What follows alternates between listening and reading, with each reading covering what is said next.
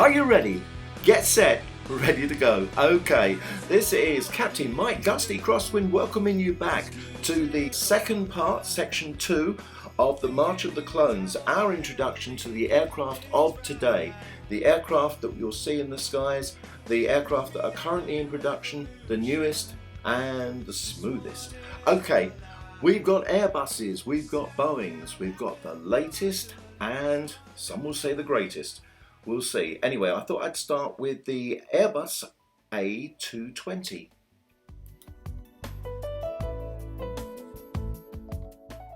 And here it is, Airbus's latest, or one of its latest aircraft, a very pretty little aircraft, twin engine powered by two Pratt & Whitney PW1500G turbofans.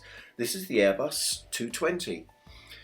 It looks like the sort of plane that's used mainly on regional flights, but it actually has quite a respectable range, 6,297 kilometres, which is 3,400 nautical miles. Now that view from the front, you can see it's got a kind of a Dreamliner nose to it. Winglets canted back at a kind of a high dihedral angle. The rest of the plane looks fairly similar to many of the aircraft today, but I must say it's a very, very nice looking aircraft. And I just checked, it's got a service ceiling of 41,000 feet, not bad at all. I can definitely see this one selling like hotcakes, so if you've got your checkbooks handy.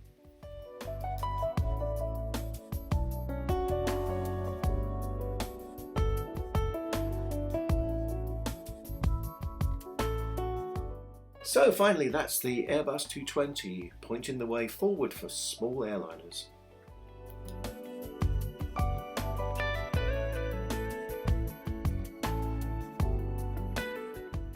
Now this next aircraft is an aeroplane that has set the standard for Airbus and for the whole world over quite a few years now. This is the A320, the aircraft that has given the Boeing 737 a run for its money in the medium passenger jet class. Also, being an aeroplane like the A321, it stands quite high on its undercarriage, so they've been able to upgrade the engines through the years. Bigger engines means more efficiency and of course performance.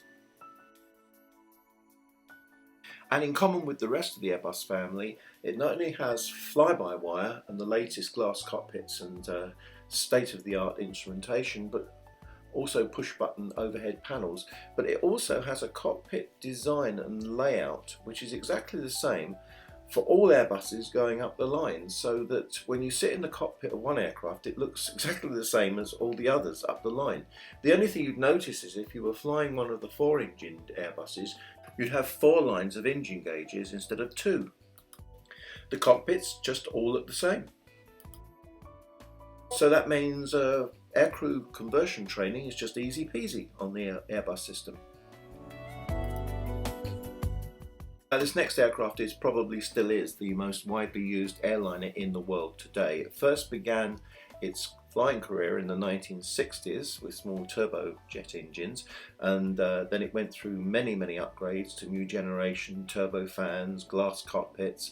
This is the venerable Boeing 737, new generation, and the MAX, which I'll come to in a minute. It's got the generic Boeing nose in common with the Boeing 707, 727, and the shorter fuselage versions are known affectionately to pilots everywhere as the Whale. And after successive engine upgrades increasing the power of the aircraft, the need for a taller tail fin became apparent, and as operators had limited hangar height and said that they couldn't store the aircraft in the hangars, Boeing redesigned the tail fin to incorporate what is known as the dorsal fin, which is that little triangular extension at the bottom of the fin, merging it with the top fuselage. Now the latest Boeing 737 variant is the MAX, which Boeing put a lot of hope into, but after 2 bad air crashes and bad publicity, the aircraft at this moment is still grounded pending investigations and modifications. The engines have been enlarged so much to compete with the Airbus 737 sits lower down to the ground than the Airbus 320. So by putting larger engines in, they mounted them higher on the wing, and this caused a shift in centre of gravity, which they tried to correct with advanced avionics and autopilot control systems, which let them down. At the moment, the MAX fleet are still grounded, so we'll have to wait and see if they sort the problem out and return them to service.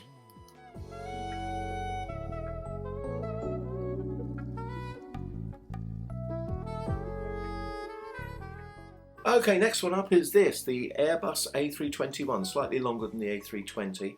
There are many of these in service. This Thomas Cook aircraft is at the moment turning onto the runway at an airport called Skiathos, which is in the Greek islands. Now, I've been there, and it's got a very, very short runway. It's quite hairy to land there, and it's an amazing aeroplane, and I can remember the big, big bump when they land. Here it goes, down, down, down, and bump. And the braking is quite exciting at that airport, I can tell you.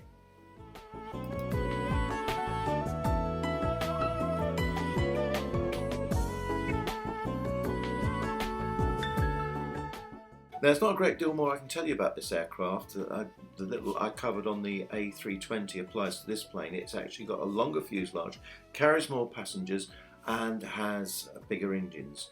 And while we're on the subject of the engines, I've just checked, and there are so many different engine variations on this aircraft. I'm not going to bother telling you because I'll get labelled a geek, and I'm not a geek. Oh, no. Gusty is not a geek. He might be many things, he's not a geek. No. But on the other hand, I can tell you that the aircraft can carry 185 to 206 passengers. So there. Oh, there's another aircraft. Sorry about that. Yes, our next aircraft is, and will be, and is the A330. This one is the airframe on which they base the RAF Voyager air refuelling tanker and transport aircraft. So I think in the order of things, the Airbus A330 is the closest aircraft that Airbus has to the Boeing 777. Alrighty, let's get some stats on this aircraft. The A330 comes in three variants: the A330-200, the 200F, which is the freighter, and the 300. They respectively carry 406 passengers for the 200 and a cosy 440 passengers for the 300. And the 330 can either be powered by two General Electric CECF6 turbofans, or two Pratt & Whitney 4000 turbofans, or two Rolls-Royce Trent 700 turbofans. And with a service ceiling of 41,100 feet, it has a cruise speed of Mach 0.82, which is 470 knots. And now for something a little bit smaller. This is probably the most popular regional jet in the world today. They're at every airport, every operator uses them. This is the Canadian Bombardier CRJ-135. Twin-engined T-tail, as you can see, and it has a passenger capacity of 37 passengers in the case of the CRJ-145.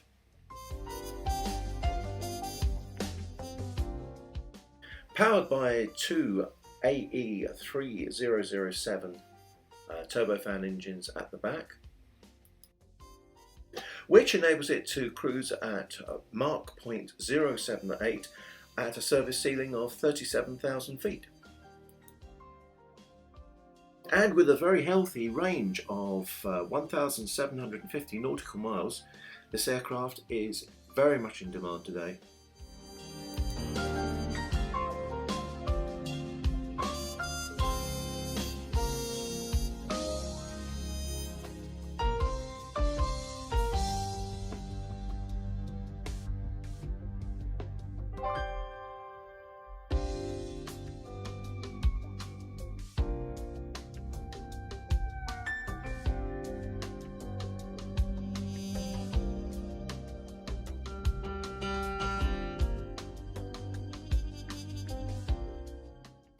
It's all right, I've just gone to get a cup of tea. Do you want one?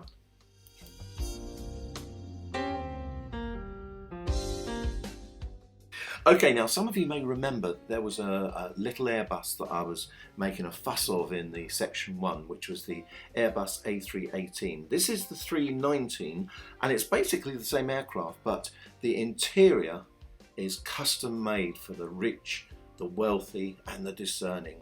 People with enormous amounts of money. Oh, if I could have an aeroplane, this would definitely be the one, I think. Isn't it absolutely gorgeous? Yeah, I can see myself having breakfast in bed, and I'd call the butler. I have to say, green figs, yogurt, coffee, very black. Oh, can you just see it? Absolutely wonderful. So this is the executive luxury millionaires version with gold taps.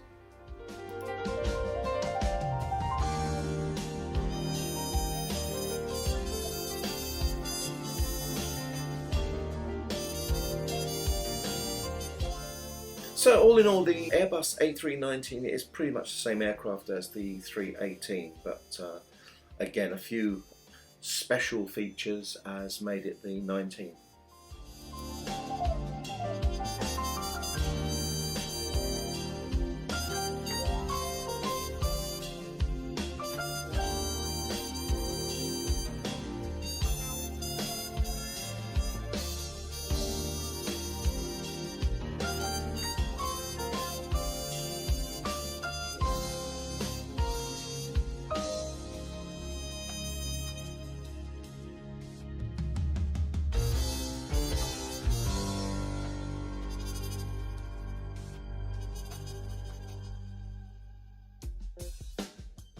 Okay, welcome, Madame and Messieurs, to the Boeing 767. That was the second of the two aircraft produced by Boeing in the 1980s to compete with the Airbus family.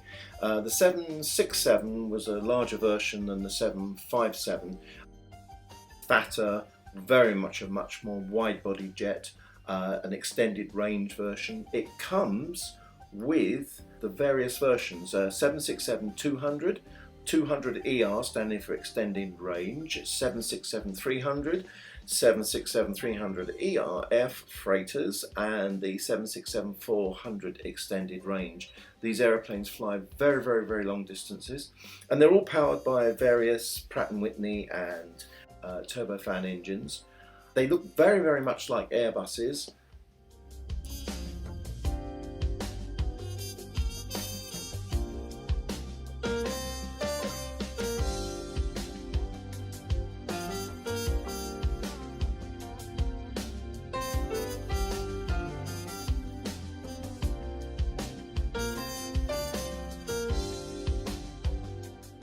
Now the 767 is so efficient that it can be used actually on quite short haul and can even make a profit by carrying only cargo in the underfloor cargo holds.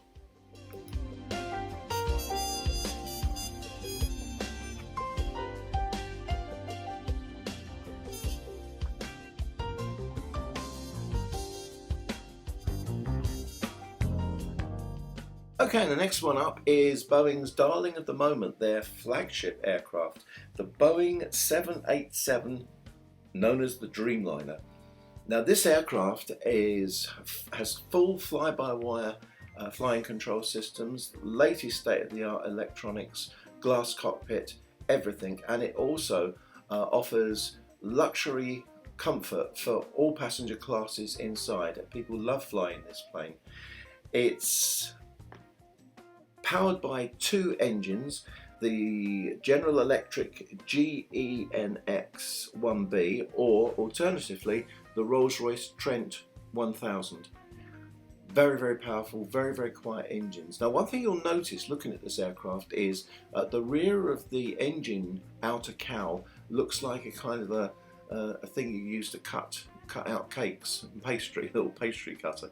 It's got these little saw teeth. The reason for this is this is a device to enable cold air passing around the engine to mix with the hot air inside the engine, reducing less turbulence in a much cleaner mix, which reduces that crackling roar effect. So in other words, it's a quietening device to make the engines whisper quiet. Very, very good for people living near the airport, so these are very, very quiet aeroplanes. Now, back in the 80s, when Boeing were trying to compete with Airbus with twin-engined large passenger jets, they came up with the Boeing 757 and 767, but by the 1990s they wanted something even bigger. So they produced this beauty. This is the Boeing 777, and it is still the largest twin-engined passenger jet in the world today. Oh, and here's another little factoid. This was the first aircraft that Boeing ever produced that was created entirely on computer-aided design, CAD systems. So it was a really big leap forward and a leap of faith for the design teams in Seattle. Now, from the point of aircraft recognition, one of the things you can look out for on this aircraft is it's got unusual undercarriage. It has 6 wheels on each undercarriage bogie. And if you also look towards the rear of the aircraft, where you normally have a kind of a conical fuselage section, the Boeing 777 has this large upright slab, kind of upright wedge shape. Here you get another view of the undercarriage. You can see there's 1, 2, 3, 4, 5, 6 wheels on each undercarriage. And the 777s are powered either by 2 Pratt & Whitney 4000 turbofan engines or 2 Trent 800 turbofan engines, made of course by Rolls-Royce. And they can carry around 365 passengers.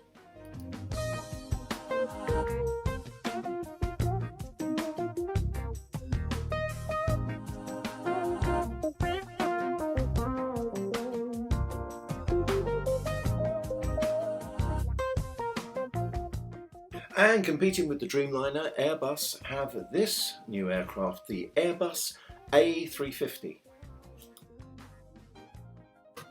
Looks like a Dreamliner, doesn't it? So come on, be honest, how many of you think you could pick this out in a Keyhole quiz?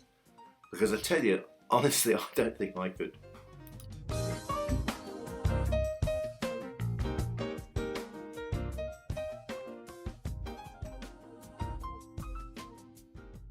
I tell you what, it sure looks good inside though, doesn't it? Oh, the choice is yours, the Airbus A350 or the Dreamliner.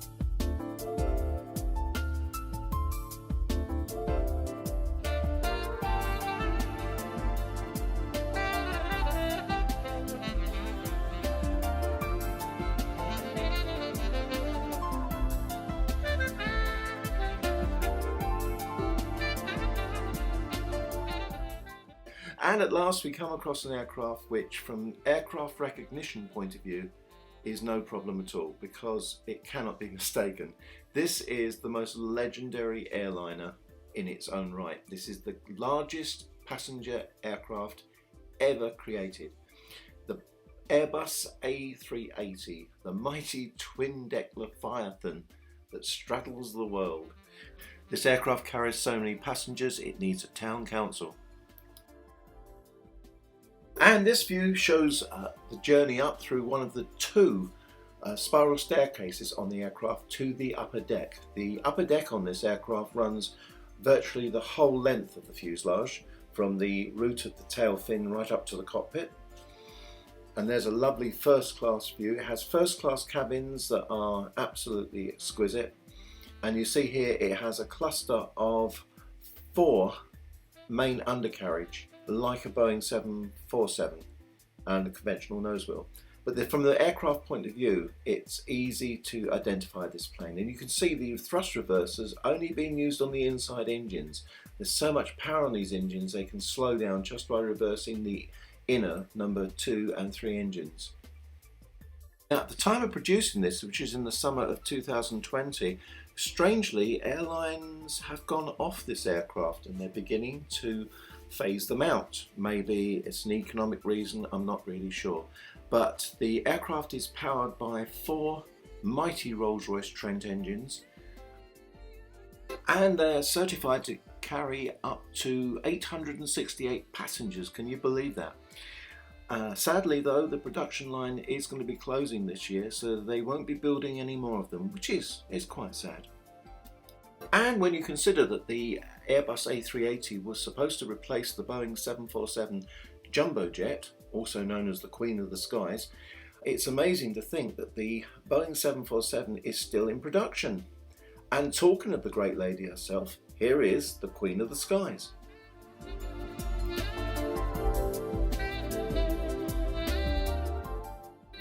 Now, this great lady has seen many changes in its time. When it was first introduced, it was the first really large wide-body jet.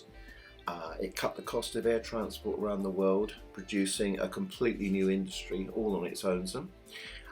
It had the first upper deck of the jet age. The Dash 400 extended that deck. This aircraft coming into land now, you can see the undercarriage, 1, 2, 3, 4 main wheel bogies. When they first designed this aircraft, they found that 3 wheels would be sufficient to bear the weight on landing, but they put the 4th undercarriage in simply because they could. Some called it over-engineering. I think it was quite a smart move. Now, I can't believe that from 1969, when it first flew, they're still developing it. This is the prototype of the Boeing 747-8, the latest development of the Boeing 747. You can see how the nose has been extended to provide a larger upper deck in the front of the aircraft. Otherwise, the aircraft looks pretty much the same. 4 turbofan engines, same undercarriage arrangement. But this is really the biggest Boeing 747 ever produced, and it's going to see Boeing way into the future. If you look at the engine cowls, you can see the same cutbacks on the trailing edge of the outer cowl, which I explained to you earlier was for noise reduction. Here's some other pictures of Boeing 747-400s, one there of British Airways, and a nice study there of it from the rear 3/4. And so from the point of view of aircraft recognition, this is a fairly easy aircraft to identify. It has winglets on the wingtips, not too large. This is the one that you're going to see mostly in the world, the Dash 400. And it also completes our section 2 of aircraft of the present day that are still in production. Imagine that, after 1969 to now, they're still building the good old jumbo jet. So that kind of winds it up for me for this series on commercial aircraft, finishing with section 2 of the March of the Clones, as I call them. After this, I'll be going back to proper quizzes, which is a little bit more fun. I'm hoping to be working next on the good old US Air Force, followed by the Navy, maybe the Marine Corps. And so it's back to military planes after this.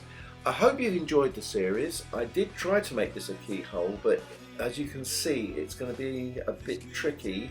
I might try a keyhole later if any of you learn all these aeroplanes and somehow can tell them apart, because I certainly can't in some cases. So in the meantime, until I see you again, I hope you're all going to look after yourselves, keep well, keep safe, and oh yes, what is it? Come on, I'm listening, I'm waiting. Yes, happy trails everyone, happy trails.